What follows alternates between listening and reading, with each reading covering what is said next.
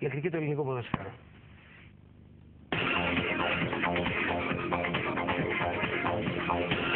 Θωμάς Μάτσιος, αντιπρόεδρος ΠΑΕ Εδεσσαϊκός. Κύριε Μάτσιο, ισχυρίζεται η Καλαμαριά ότι είχε την καλή διάθεση με το πρόβλημα που προέκυψε και με την παρουσία ενός επόπτη να γίνει. Όμως ο Εδεσσαϊκός ήθελε να τηρηθεί ο κανόνας με την παρουσία των δύο και την κλήρωση. Έτσι λοιπόν δεν έγινε το μάτι. Ναι.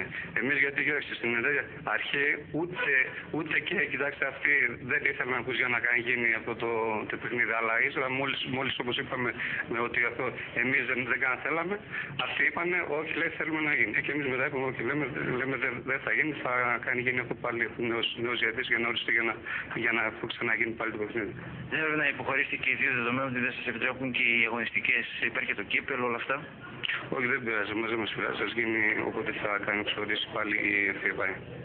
Έτσι λοιπόν ότι ο Εδεσσαϊκός στην αρχή ήθελε, αλλά από την πρώτη άρση της Καλαμαριάς. Ναι, αν μπράβο, ύστερα μόλις είπαν κοιτάξτε αυτοί ότι όχι, δεν θέλαμε για να γίνει το παιχνίδι. Και εμείς ύστερα είπαμε εντάξει, δεν θέλουμε κι εμείς.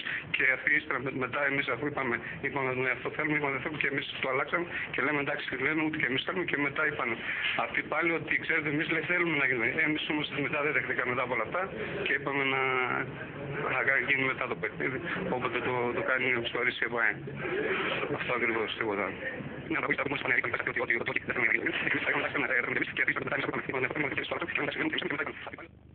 ναι, μπράβο, ύστερα μόλις είπαν κοιτάξτε αυτοί ότι όχι, δεν θέλαμε για να γίνει το παιχνίδι. Και εμείς ύστερα είπαμε εντάξει, δεν θέλουμε κι εμείς.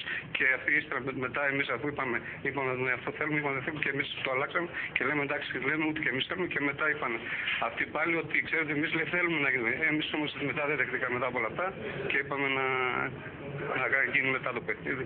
Όποτε το κάνει ο ψηφοφορής η ΕΠΑΕ. Αυτό ακριβώς, τίποτα. Αυτά όλα.